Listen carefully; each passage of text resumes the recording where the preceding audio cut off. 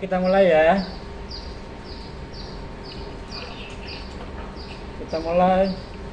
Bismillahirrahmanirrahim. Assalamualaikum warahmatullahi wabarakatuh.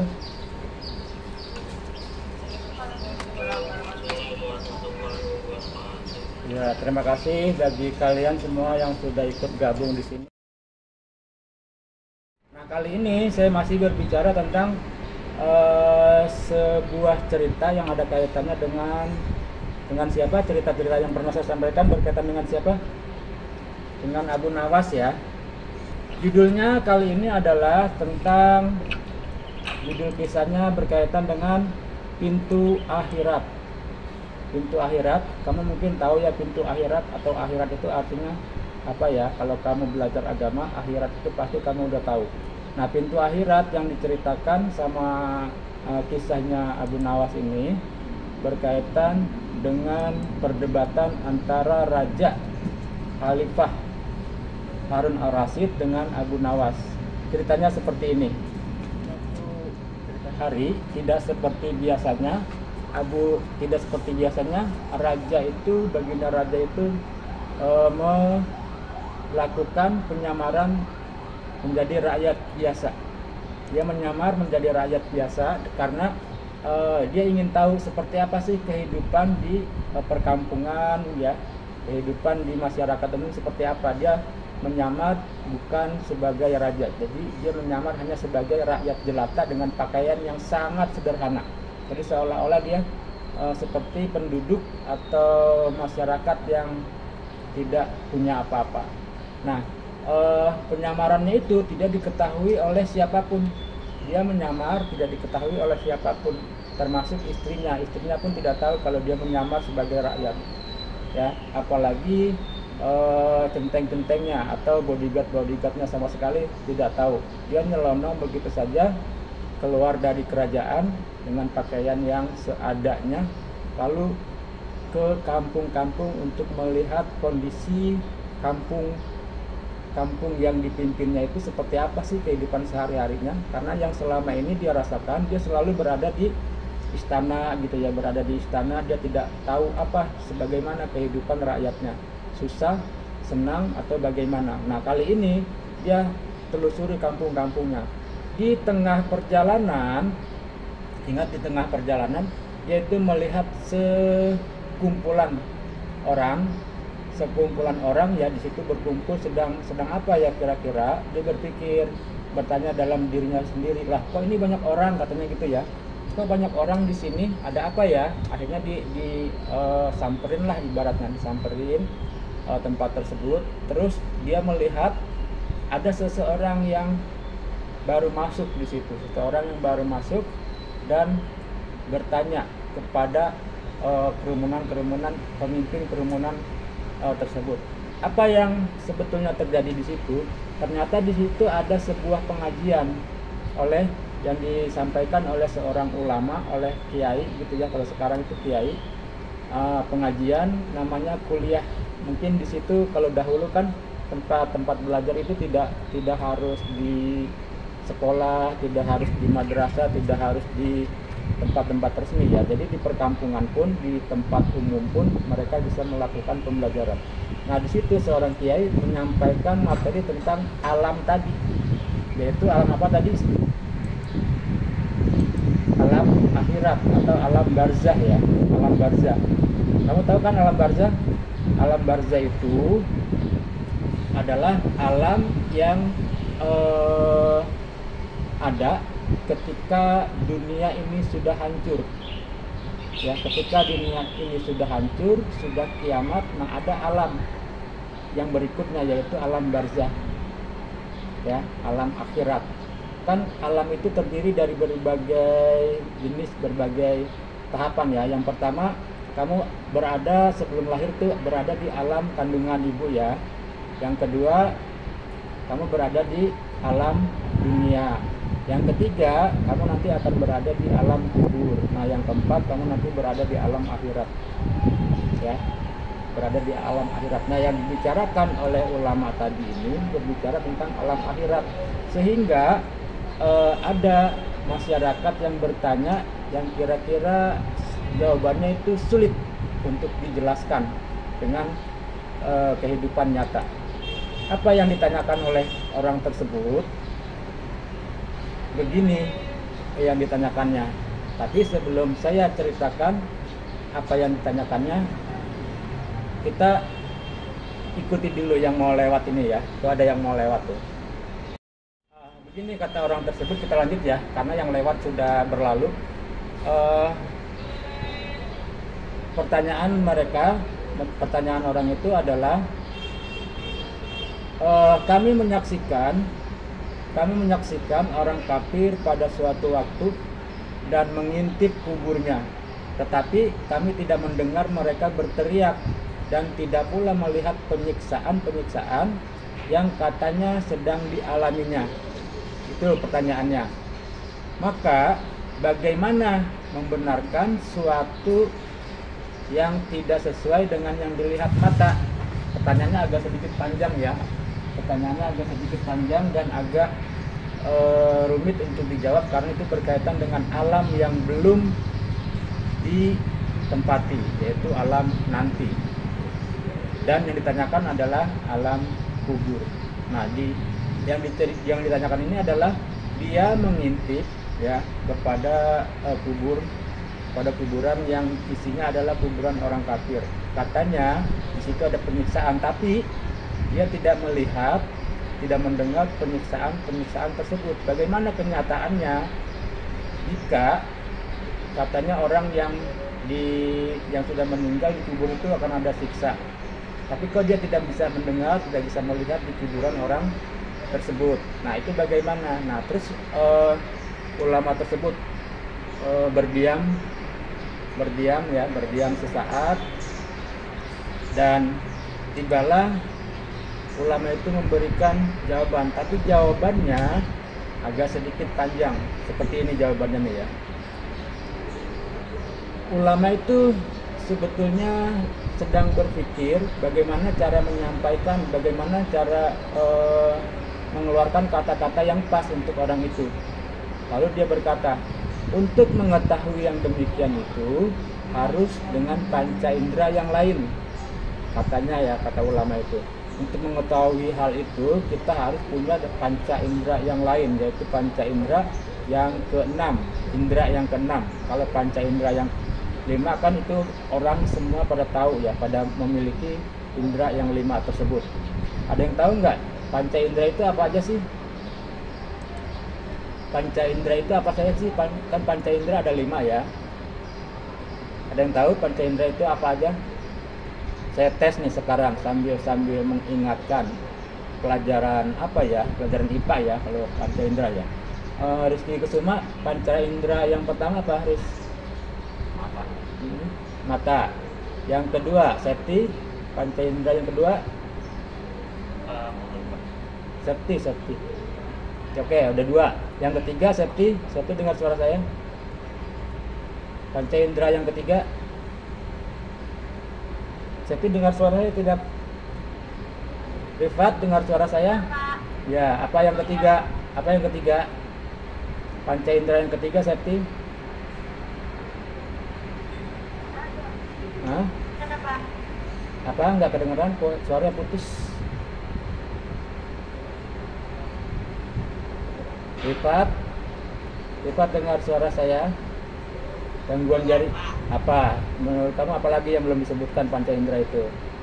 Gangguan jaringan ya, putus-putus ya? Apa?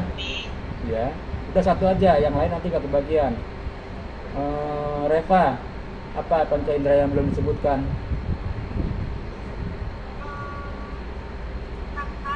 Mata tadi udah sama Rizky kalau nggak salah. Apa yang belum? Tadi kan ada sudah disebutkan mata ya. Terus apalagi tadi yang kedua apa, Riz? Kamu sebutin? Mata, terus mulut, terus tadi Septi apa? Mata, mulut, hidung, telinga, kok jadi banyak ya? Mata satu nih ya, 2 hidung, 3 mulut. Mulut itu sama dengan lidah berarti ya, perasa ya, indera perasa. Mulut itu sama dengan lidah. Ketiga, keempat, ulang lagi, yang keempat tadi apa? Ayo, apa yang keempat tadi? Telinga. Satu lagi, kan ada 5. Dia itu yang, ya putus-putus ya, jaringannya nggak bagus ya. Soalnya di sini lagi gerimis-gerimis juga sih. Jadi yang disebut dengan panca indera itu yang jumlahnya ada 2 semua ya. Kamu periksa aja anggota tubuh kamu yang ada 2 itu apa. Pertama itu mata 2 ya, ya kan, mata 2 ya. Kecuali nanti lidah nggak ada 2. Mata, telinga, hidung ke 2, hidung 1 ya, tapi lubangnya 2 ya. Nih saya ulangi lagi, mata indera yang pertama, kuping atau telinga, hidung, lidah indera perasa, tangan 2 enggak? Nah, tangan indera peraba. Nah, itu yang disebut dengan panca indera. Ya, peraba, tangan itu peraba ya. Jadi ada 5. Kesemuanya jumlahnya 2 kecuali lidah. Lidah itu enggak ada 2 kan ya. Kalau lidahnya 2 kayak ular dong. Ya. Selamat gabung Agustina. Nah, itu ya tadi yang dikatakan oleh ulama tersebut. Kalau untuk melihat alam akhirat kita harus punya indera yang ke-6. Nah, indera yang ke-6 itu adalah indera spesifik ya, indera khusus. Hanya orang-orang tertentu yang bisa memiliki indera tersebut.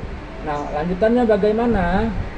Lanjutan cerita tersebut, akhirnya orang tersebut pun kebingungan ya. Orang tersebut kebingungan apa maksud dari jawabannya tersebut. Bingung dia. Terus dia bingung, tidak berkata-kata sambil memahami apa yang dijawabnya oleh ulama tersebut ya. Nah, terus dicontohkan sama ulama itu. Kamu ingat nggak ketika kamu tidur? Katanya dibalikin bertanya. Kamu ingat nggak ketika kamu tidur? Nah, ketika tidur orang mungkin di situ bermimpi sedang dikerubutin ular atau diserang oleh ular, sehingga orang tersebut yang bermimpi itu ketika kamu lihat ada kamu di sampingnya, mungkin dia berkeringat, keluar keringat gitu ya, karena merasa ketakutan dalam mimpinya diserang ular. Tetapi apakah kamu tahu apa yang dialami orang tersebut dalam mimpinya? Tidak kan? Nah, seperti itu, dibalikan seperti itu. Jadi orang itu bisa mengalami hal-hal itu tanpa diketahui oleh orang lain. Orang bisa mengalami hal itu tanpa diketahui oleh orang lain. Itulah yang dikatakan isi dari alam tadi yang ditanyakan tersebut. Ya. Kemudian kalau orang itu digigit dalam mimpi tidurnya, dia digigit ular, terus diganggu dan sebagainya, orang pun tidak tahu. Orang yang ada di sekitarnya tidak tahu. Ya, hanya dia yang merasakan. Hanya orang yang mimpi lah yang merasakan kalau dia sedang diserang ular, sedang digigit ular. Nah, itulah jawabannya. Jadi kemungkinan kehidupan di alam sana itu tidak bisa kita lihat dengan dunia nyata saat ini. Itu hanya bisa dirasakan nanti suatu saat pada alam-alam yang berikutnya. Nah, melihat pertanyaan itu, Raja Harun al-Rasyid tadi sempat bingung ya.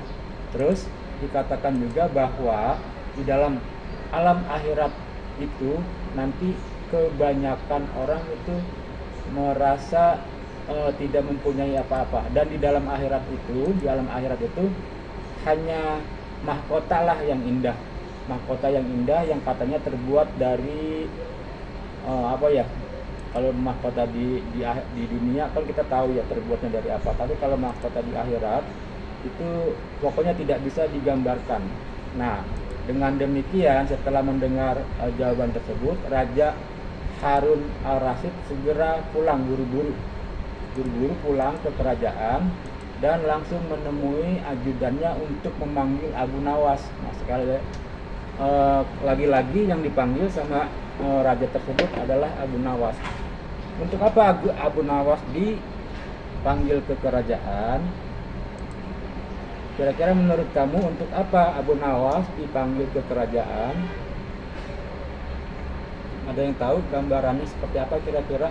Ini untuk menguji imajinasi kamu juga terhadap apa yang kamu dengar ya. Apa kira-kira yang akan dilakukan raja kepada Abu Nawas? Siapa yang bisa menerka?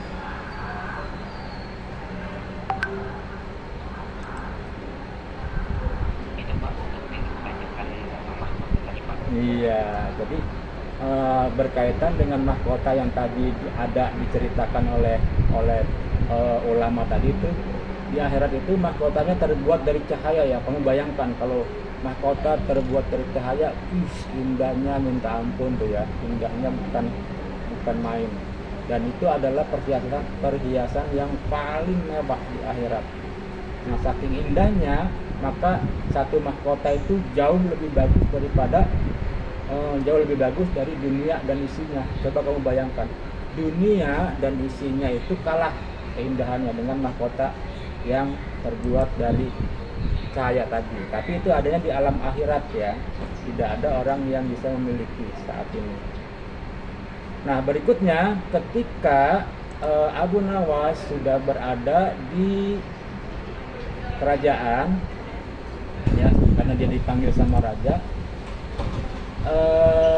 ya raja, ada apa memanggil saya? Apa yang bisa saya bantu? Kata Abu Nawas seperti itu. Terus dijawab sama raja, aku menginginkan engkau sekarang juga berangkat ke surga, kemudian bawakan aku sebuah mahkota surga. Permintaannya berat ya. Aku menginginkan, ingat kata-katanya, kata-kata yang mengandung makna yang tinggi.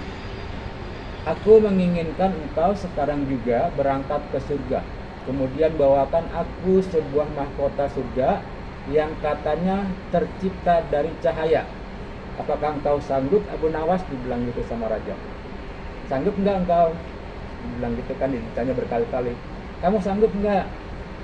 Seperti itu. Nah, dengan lantangnya Abu Nawas tanpa ragu menjawab, sanggup Paduka yang mulia. Jawabnya seperti itu. Sanggup Paduka yang mulia. Dia menyanggupi. Ya, dia menyanggupi tugas itu, walaupun menurut dia itu adalah tugas yang mustahil dilaksanakan, tapi dia tetap mengatakan sanggup dengan satu syarat. Tetapi Baginda harus menyanggupi pula, katanya ya. Tetapi Baginda harus menyanggupi pula satu syarat yang akan hamba ajukan. Syarat apa itu? Gampang syarat mah, dibilang gitu kan kata raja ya dalam hatinya. Gampang, syaratnya kecil gitu kan. Ada orang ternyata di belakang saya nggak tahu. Gampang, kecil. Syarat apa yang kamu inginkan Abu Nawas? Dibilang gitu. Nah, tak? Siapin aja. Ya, ntar ya. Gampang, apa yang kau minta Abu Nawas, aku akan kasih, asalkan kau bisa membawakan aku mahkota surga ya, yang berasal atau yang dibuat dari cahaya. Apa sih sebetulnya kira-kira yang akan diminta Abu Nawas kepada raja sebagai syarat? Gitu ya, bingung nih. Raja juga bingung, mikir-mikir kira-kira apa ya? Tapi raja positif ya, bahwa dia akan bisa melaksanakan atau memberikan apa yang diminta oleh Abu Nawas tadi. Ujung-ujungnya apa? Ya, ujung-ujungnya apa? Ditanya lagi. Terus sebutkan syarat itu Abu Nawas. Jangan diam saja, sebutkan, aku pasti akan beri syarat yang kau minta itu, dibilang itu. Terus kata Abu Nawas,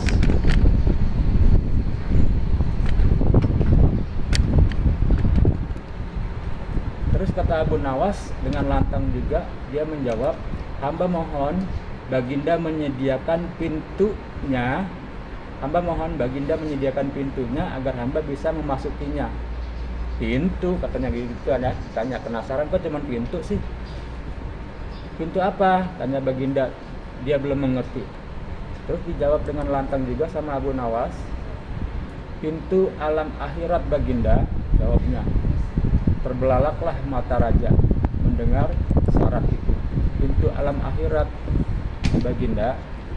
Jawabnya, apa itu? Tanya lagi kata raja, apa itu pintu alam akhirat Abu Nawas? Kiamat, wahai Paduka yang mulia.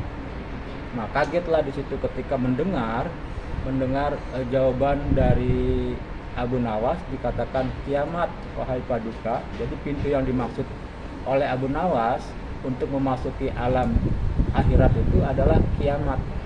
Nah, kagetlah ya di situ ya. Kaget, sangat kaget raja tadi. Kemudian masing-masing alam mempunyai pintu, Tuan. Pintu alam dunia adalah liang peranakan ibu. Pintu alam barzah adalah kematian.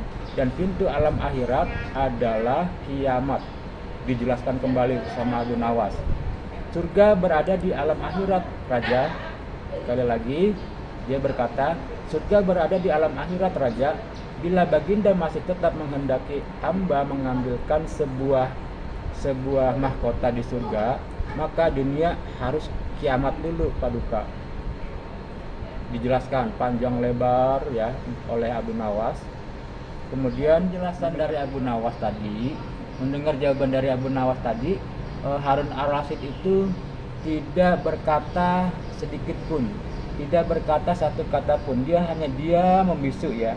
Dia membisu dan tidak tahu harus berkata apa dan tidak tahu harus bertanya apa lagi kepada Abu Nawas dengan jawaban-jawaban tadi. Ya.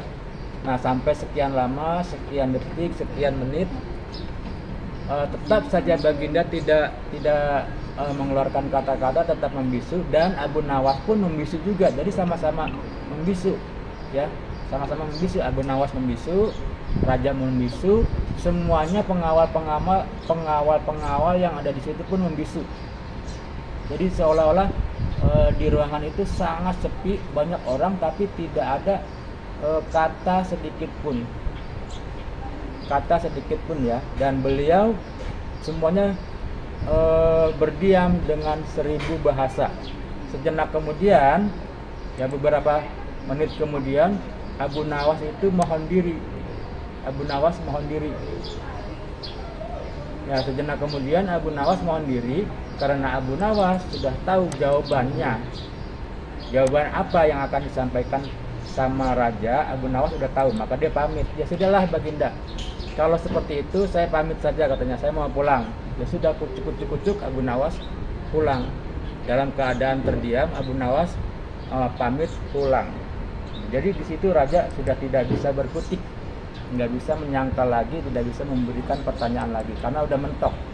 Ya, karena kalau kita berbicara alam akhirat, siapapun tidak akan bisa menjelaskan, siapapun tidak akan bisa menjawab dengan real.